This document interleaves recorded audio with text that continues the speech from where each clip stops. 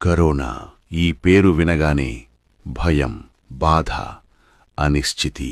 అలాంటి కష్టకాలంలో ఆంధ్రప్రదేశ్ ప్రజలకు భరోసాగా నిలిచిన నాయకుడు వైఎస్ జగన్మోహన్ రెడ్డి.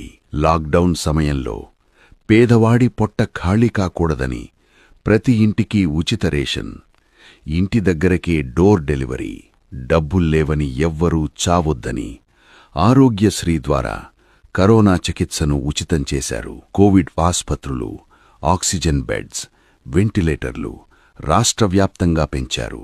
డాక్టర్లు, నర్సులు, ఆశా వర్కర్లు ప్రాణాలను పణంగా పెట్టి పనిచేసినప్పుడు వారికి రక్షణ కిట్లు, బీమా భరోసా ఇచ్చారు.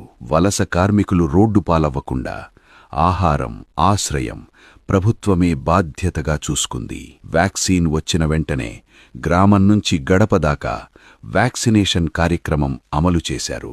మాటలతో కాదు, చర్యలతో ప్రజల పక్కన నిలిచిన ప్రభుత్వం. కరోనా కాలంలో ప్రజలకి నిజమైన భరోసా వైఎస్ జగన్మోహన్ రెడ్డి.